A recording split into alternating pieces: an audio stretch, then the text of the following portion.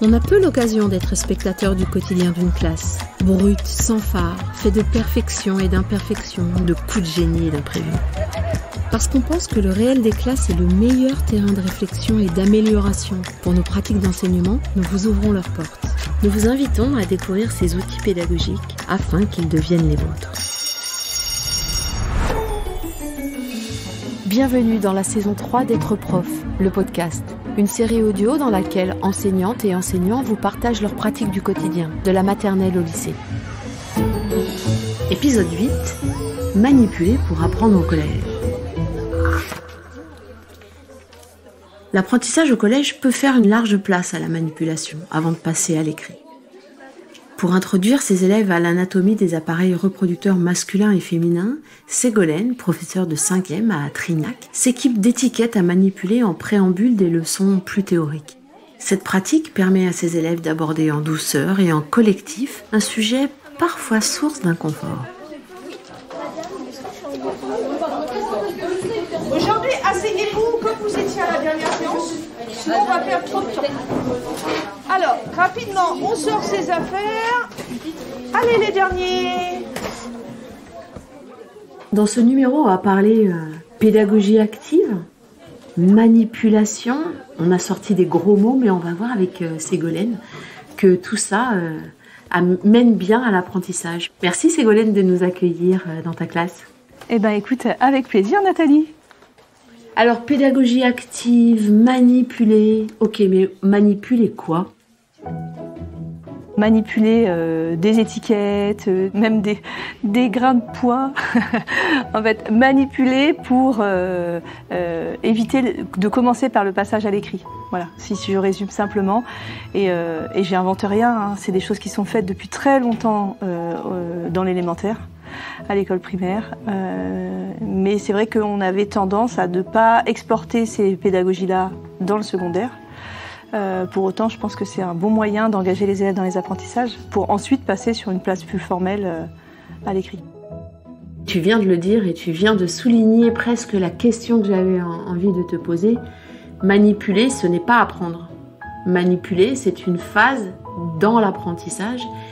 Il y a forcément une intervention de toi en tant que pédagogue, de médiatrice, pour institutionnaliser ce qui doit être appris. Alors institutionnaliser, même si tu vois quand tu dis manipuler ce n'est pas apprendre, si manipuler c'est apprendre. Par contre c'est pas tout apprendre, c'est-à-dire que être capable de rédiger, être capable de lire, c'est aussi des compétences qui doivent être développées. Hein. Pour autant je pense que même en manipulant on peut apprendre, mais comme tout apprentissage, comme toute activité, effectivement il y a ce temps où on découvre, on commence à apprendre et où il va falloir institutionnaliser, extraire vraiment le cœur de ce qui a été découvert pour en faire le savoir universel partagé. Mais je pense qu'on est déjà dans la phase d'apprentissage. Je voulais qu'on prenne un petit temps en début d'heure parce qu'aujourd'hui, on va commencer, je vous avais dit qu'on se gardait 2 séances à la fin de l'année pour parler ensemble de la partie sur la reproduction. Vous vous en rappelez ou pas ? Est-ce qu'on peut faire une différence ? Est-ce qu'il y a une différence nette pour toi entre des activités de manipulation et des activités de jeu pédagogique ? Où est la frontière ? Il n'y a aucune mécanique ludique dans les leçons ou les activités à manipuler. Les mécaniques ludiques, ça peut être le hasard, ça peut être la gestion d'une main, voilà. En fait, ce qui fait un jeu, c'est qu'il y a une mécanique, un ressort ludique. Là, il n'y en a pas du tout. Certains collègues appellent ça déjà des activités ludiques ou moi pas du tout en fait. Je leur présente pas ça comme un jeu parce que ce serait leur mentir, ça n'est pas un jeu. Pour autant, c'est des activités qui peuvent avoir comme le jeu le côté engageant, le côté pédagogie active, mais vraiment on n'est pas dans le jeu, non. Vous savez que quand on n'est pas à l'aise avec un sujet, il y a différentes stratégies pour cacher ce côté un peu mal à l'aise. On peut en rigoler, j'allais dire même en ricaner peut-être parfois, ou on peut au contraire fuir le sujet.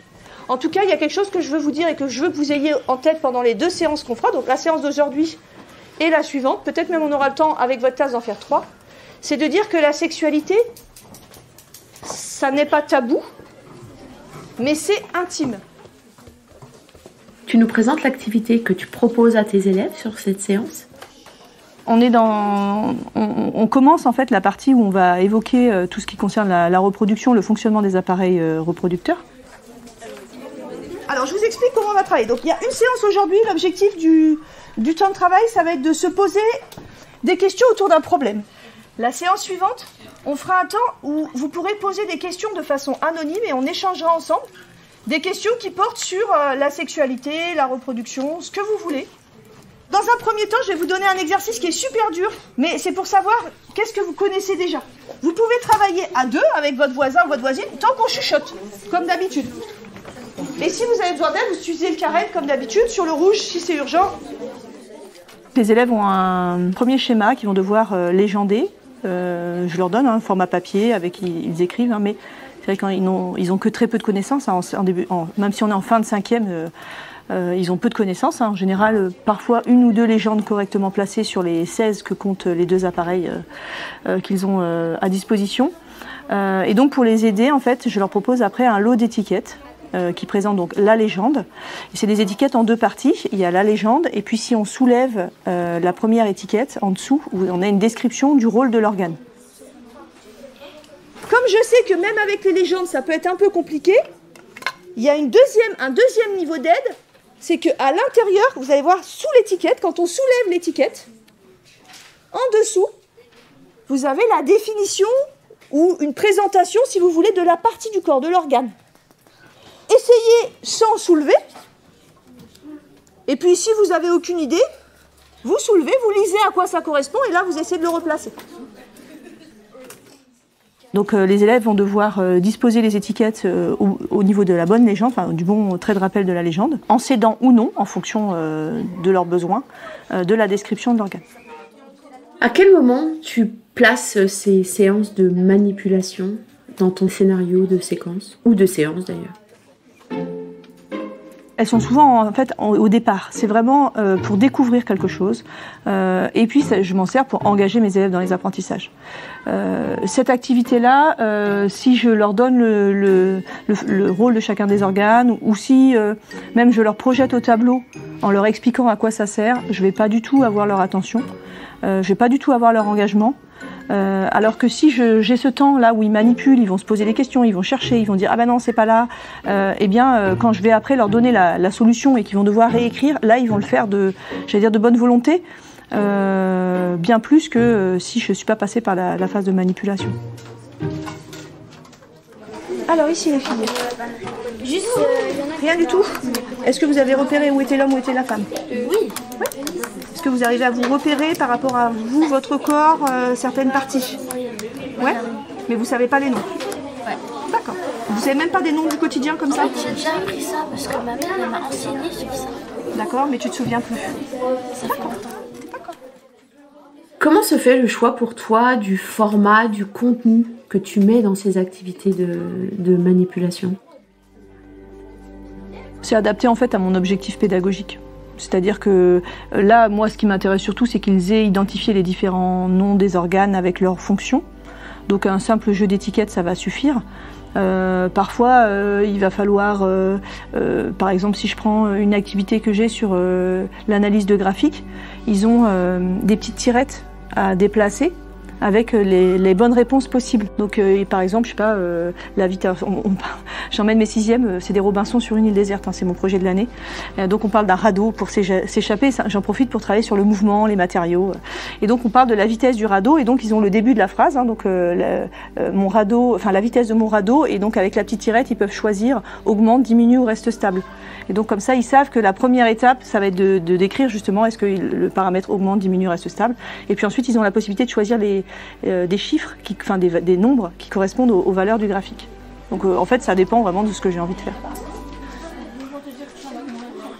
On n'hésite pas à regarder à quoi correspondent les organes. Manger comme ça, c'est avec les poids rouges pour les femmes et comme ça, c'est plus facile à se repérer. Ici, Alors, concentrez-vous peut-être sur l'homme et puis après sur la femme ou l'inverse, mais c'est plus facile d'être sur un schéma d'abord que sur les deux en même temps. Et comment tu t'es formé à ce type de format et de contenu? Alors déjà, j'ai fait beaucoup d'observations dans le primaire. Dans le cadre de la liaison école-collège, moi j'ai toujours trouvé ça hyper enrichissant d'aller voir ce qui se passait chez nos collègues professeurs des écoles qui ont tout un tas d'outils pédagogiques formidables et que je regrette qu'ils ne soient pas encore autant répandus dans le secondaire. Et puis surtout la perte d'autonomie en fait entre le primaire et le collège était tellement flagrante que je me suis dit il y a quelque chose à faire. Donc là j'ai vu des choses. J'ai vu des choses aussi parce que j'ai un parcours j'ai été militante associative dans des fédérations d'éducation populaire. Et donc on utilise pas mal les pédagogies actives avec des étiquettes à venir replacer, voilà. Et puis c'est sur des échanges sur les réseaux sociaux. Je suis membre de différents groupes sur les réseaux sociaux où des collèges partagent des ressources. Et les activités à manipuler m'ont tout de suite interpellée en me disant ça c'est un outil qui va marcher avec mes élèves en fait. Alors moi je suis prof de sciences, alors la manipulation c'est quelque chose dont j'ai l'habitude, mais manipuler plutôt du matériel scientifique, là on parle d'un matériel qui n'est pas du matériel de laboratoire, hein, mais qui est vraiment un matériel pédagogique assez simple, papier, carton ou parfois autre objet. J'avais l'habitude, j'avais déjà mesuré l'efficacité quand mes élèves manipulent quelque chose pour comprendre, ce côté engageant de la manipulation d'objets. Vous avez séparé déjà filles et garçons? Oui, à moitié. Regardez, mettez-les pour voir les mots visibles, ce sera plus facile. Et puis n'hésitez pas à soulever pour essayer d'avoir des indices supplémentaires. Tu nous as fait la gentillesse d'écrire un article pour être prof sur des activités à manipuler. Donc j'encourage tout le monde à aller visiter et lire cet article pour s'inspirer. Est-ce qu'il y a des incontournables pour que ces objets de manipulation mènent à l'apprentissage? Est-ce qu'il y a des choses vraiment que tu gardes en tête à chaque fois que tu conçois une activité à manipuler? Comme souvent pour toute activité du prof, toujours mettre d'abord notre objectif pédagogique au cœur vraiment de la manipulation. C'est-à-dire il faut que l'essence de ce qu'on veut transmettre soit dans les objets qu'on manipule. Et puis il faut aussi bien l'intégrer dans la séquence, c'est-à-dire il faut bien avoir réfléchi à ce qu'on aura mis avant et surtout ce qu'on va mettre après, parce que souvent les activités à manipuler, comme je l'ai dit, je les utilise en découverte. Donc comment on va faire le lien entre ça et ce qui va suivre, pour vraiment que ce soit une chronologie et que l'élève se raccroche tout de suite à la suite. C'est intéressant ce que tu dis, hein. Tu parles, moi en tout cas ça me fait penser au tissage. Voilà, c'est que tu fais une activité et l'activité d'après elle va être raccordée, tissée à ce qui s'est passé avant pour que tout ça prenne du sens et que dans notre cerveau tout simplement ça s'accroche quoi. Comme là, par exemple, les élèves ont découvert les différentes parties avec les fonctions, et puis ensuite ils ont tout un texte. Donc là, on est dans une activité qui est vraiment beaucoup plus scolaire, un texte, des schémas où ils vont devoir extraire après des informations sur le fonctionnement de ces appareils. Donc ils vont retrouver les mots de légende qu'ils ont vus, et on va là raconter carrément l'histoire de la production des gamètes. Donc normalement, ils font le lien, j'espère. Tu proposes à tes élèves pour entrer dans cette activité, en tout cas en guise de préliminaire, tu leur proposes un problème ou des problèmes. On vous demande quel est le nom de la cellule reproductrice, donc le nom de la cellule qui va être fournie par l'homme et par la femme pour faire le bébé. C'est ça, hein. Ça vous rappelle ce qu'on a déjà vu, ce que vous avez déjà vu dans les années précédentes. La quantité de cellules qui va être produite. Le rythme de production des cellules, et là vous avez le choix. Soit c'est continu, soit c'est cyclique. Ensuite, à quel moment commence à fonctionner l'organe reproducteur et à quel moment il s'arrête de fonctionner. Tu nous expliques ? En tant que prof de sciences, pour moi, c'est toujours important de problématiser ce que je fais avec mes élèves. Et puis, essayer de leur donner le chemin et la destination, quoi. Où est-ce qu'on va, qu'est-ce qu'on veut chercher à savoir. Et donc, quand on a fait la répartition du cycle 4 avec mon collègue, puisqu'en sciences, en fait, en SVT, on n'a pas un programme par année. On a le cycle 4 et on le découpe comme on veut, avec l'idée de faire du spiralaire. Et donc, quand on a fait le découpage avec mon collègue, on s'est dit qu'on allait avancer un petit peu la partie reproduction en 5e, puisqu'on a des élèves qui sont déjà rentrés dans la sexualité en 5e. Et notre objectif, c'était de dire, on veut qu'ils arrivent à comprendre, on se protège. À partir de la puberté, on peut avoir des enfants, donc l'objectif, c'est préservatif, parce que c'était celui qui est le plus simple par rapport au fonctionnement des appareils. On va juste éviter la rencontre. Donc je veux leur remettre cette idée-là dans la tête, pour qu'ils sachent où on va. Et quand on va à la séance prochaine, on va reprendre ce qu'ils ont vu là, on va refaire l'histoire de la production des gamètes. On va colorier sur le schéma le lieu de production, le trajet et où les gamètes sont émises. Et du coup, là, ça va être très visuel. En fait. Si on veut éviter que les spermatozoïdes ils arrivent qui remonte dans les trompes, paf, le préservatif va l'arrêter. Donc c'est important pour moi qu'ils aient l'objectif final. Vous avez réussi à placer? Ouais, un ici. Mais Parche, on ne comprend pas trop avec alors, la femme. Corps caverneux du pénis. En plus, vous n'êtes pas trompé, c'est bien ici les corps caverneux, ça c'est bien. Alors on continue. Lors de ta séance, tu utilises un outil pour que tes élèves te sollicitent. Tu nous le présentes? Tu nous le donnes à entendre puisqu'on n'a pas pu le voir. Effectivement, c'est un outil qui est inspiré du tétraède. Je ne sais pas l'auteur de cet outil, mais c'est un outil qui était assez répandu. Donc l'outil à la base, c'est une pyramide avec un tétraèdre plus précisément, avec chaque pointe permet à l'élève de matérialiser à l'enseignant le type d'aide dont il a besoin ou ce qu'il est en train de faire.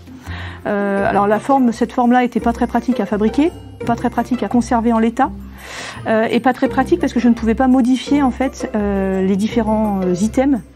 Les 4 sommets, et avec le fonctionnement que j'ai en plan de travail où mes élèves sont beaucoup en autonomie, ça ne correspondait pas à ce dont j'avais besoin. Et il y a un collègue sur le groupe Facebook Pédagogie Active en Sciences que j'ai créé il y a 2 ans, qui a partagé une version plate. Donc en fait, il y a un portant et dessus il y a un carré. En fait, chaque côté du carré, on va dire ça comme ça, présente un signal pour l'enseignant. Donc il y a le côté vert qui dit tout va bien, je continue comme ça. Le côté rouge, j'ai un problème qui me bloque. Le sous-titre, c'est je vérifie que je ne peux pas le résoudre seul ou avec mes camarades. Ensuite, il y a le côté bleu, j'ai besoin d'une correction. Et je commence autre chose en attendant. Et enfin, le côté jaune, j'ai besoin d'une aide ou j'ai une question, mais je fais autre chose en attendant, je ne suis pas bloquée. Et donc, ça me permet d'éviter les sollicitations de 10 élèves qui ont la main levée en même temps. Ça me permet de prioriser en fait l'aide que j'apporte. Alors, ici vous avez tout placé. Lui-là, on l'a fait au pif. Alors, lèvres externes, lèvres internes, clitoris, c'est bon. Col de l'utérus, c'est bon. Utérus, c'est bon. Ovaire, c'est bon. Trompe, c'est bon. Il reste plus que le vagin, il est où?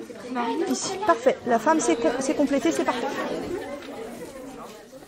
Quel serait l'animal qui représenterait celle que tu es sur ce type d'activité? Sur les activités à manipuler, quelle image je pourrais être? Un animal qui trie.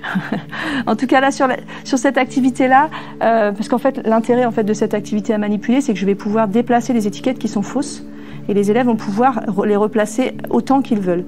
Donc je sais pas, un animal qui trie, je sais pas, une petite fourmi là qui viendrait, qui prendrait ses trucs et qui partirait avec là, qui se glisserait, voilà. Et c'est l'avantage de ces activités à manipuler. C'est qu'elles permettent vraiment de... Enfin, si j'avais dû faire ce travail-là où les élèves auraient dû écrire, effacer, réécrire, c'est impossible, je les aurais perdus depuis longtemps. Alors que là, le simple fait, voilà, je décale les étiquettes qui sont fausses, deuxième essai, il réessaye, je redécale, et on gagne un temps énorme, parce que la copie chez nos élèves, c'est très long, quoi. Et oui, et puis là, on peut aborder le statut de l'erreur aussi. Tout à fait. Toi, tu écartes pour signifier que c'est pas à sa bonne place, qu'il y a une erreur à rectifier, mais il n'y a pas les traces successives sur ta feuille des erreurs, et voilà, on garde le produit final. Après, c'est aussi intéressant d'avoir la trace des erreurs. Enfin, moi, je sais que dans leur cahier, par exemple, je leur demande pas d'effacer quand ils se trompent ou quand je leur donne une aide pour les débloquer. Je leur demande toujours de laisser la première version. Mais ça demande un temps de rédaction. En fait, moi, surtout, le gain pour moi, c'est le côté engageant, parce qu'on a des élèves qui ne tiennent pas en place. 7 heures par jour assis sans bouger, c'est très long pour certains de nos élèves. Donc là, il y a le côté, voilà, j'ai des objets, je trifouille. Vous savez, les trifouillages dans les trousses, ils jouent avec... Bon, là, ils ont un truc à trifouiller, ils ont le droit. Ça fait partie de l'activité. Et puis, surtout, le temps gagné à l'écriture, parce que là, il n'y a pas ce temps d'écriture. Le temps d'écriture vient à la fin, une fois qu'ils ont réussi. Je leur dis, bah voilà, maintenant, tu peux recopier. Ou une fois que je mets fin au temps de recherche, je donne la correction, là, ils peuvent recopier. Mais si je devais faire ça en les faisant écrire et effacer, il y a certains élèves qui ne rentrent pas du tout dans l'écriture, dans nos classes. À chaque table, je vous donne la correction. Alors, c'est recto verso. Ok, pour que vous puissiez vous corriger. Vous notez, s'il vous plaît, sur les petites fiches sur lesquelles vous avez travaillé au départ. Vous notez les bons mots de vocabulaire. Et puis ensuite, on va passer à l'étape suivante. On parle du temps de préparation de ces activités? Le temps de préparation peut être long étant donné qu'il va falloir découper, enfin quand il y a des petits jeux d'étiquettes comme ça, il faut découper, même plus que découper, parfois il faut agencer des éléments les uns dans les autres. Donc oui, c'est assez long, donc il faut l'anticiper. Mais par contre, une fois qu'on les a créés, elles peuvent resservir plusieurs années. Donc là, par exemple, cette activité-là, l'année dernière, je ne l'avais pas menée tout à fait comme ça. J'avais donné à certains groupes les étiquettes pour la femme et à d'autres groupes pour l'homme, et ensuite on avait échangé. Comme ça me permettait d'en avoir moins à préparer. Mais en fait, ils n'avaient pas du coup les deux schémas en permanence devant eux, donc je trouvais ça dommage. Donc cette année, j'en ai redécoupé, donc j'ai ressorti les ciseaux. Petit conseil, le donner aux élèves à le faire, et en général, ils sont toujours de bonne composition pour aider. C'est vrai que pendant des heures d'études où ils s'ennuient, voilà, se rendre utile pour leurs enseignants, c'est des choses qu'ils aiment faire. En tout cas, mes élèves ont souvent plaisir à m'aider, donc ça peut être une astuce. Les 5B, écoutez-moi bien en termes de matériel. Vous ne récupérez dans votre cahier que le tableau sur lequel vous êtes en train de travailler et les deux petits schémas avec les légendes que vous avez écrites vous-même. Le reste sur les tables. Un petit conseil pour faire un premier plus petit pas possible, si cher à être prof? Choisir une activité où les élèves ont du mal à s'engager, justement parce que cette place de j'écris, je corrige est compliquée. Par exemple, sur le travail sur le menu avec mes élèves de 6e, je leur demande d'imaginer un menu. Et ben, en général, il n'est pas équilibré du premier coup. Donc là, il faut qu'ils se corrigent, qu'ils changent. Oh, si je fais la rédaction, c'est super long. Et puis, ils veulent pas tout réécrire. Et je les vois, ils me regardent l'air de dire « Oh là là, quelle bagne, elle nous fait encore écrire ». Donc voilà, typiquement ce genre d'activité-là où les élèves ont à écrire, se corriger, reprendre, les activités à manipuler marchent bien. Et puis aussi pour montrer des phénomènes dynamiques. Je trouve que ça a un côté, alors on peut faire des roues qui tournent, on peut faire des trucs, des tirettes à déplacer. Et puis vous savez, ces livres pour enfants, là, ils sont géniaux. Ces livres où l'enfant il fait tourner la roue et on voit, je sais pas, le cycle du papillon. Ben voilà, en fait, on n'a rien inventé, là encore. Voilà, ces deux éléments-là, soit l'écrit qui est à recorriger, qui peut être très long, soit montrer un phénomène dynamique. Et je vous souhaite un bon week-end, puisque demain, vous n'avez pas cours.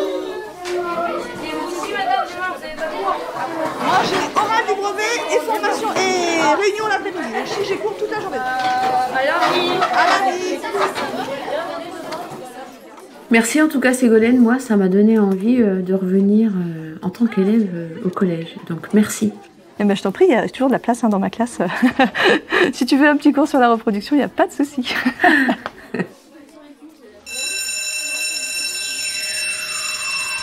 C'était Être prof, le podcast, une série audio animée par Nathalie Dreyfus, enregistrée par Yanis Dokuto, Théo Cancelli et Laurine Bonnefoy, montée par Jeanne-Marie Desnos, réalisée et mixée par Benjamin Masset et Yann Thierry et produite par l'Acme Productions.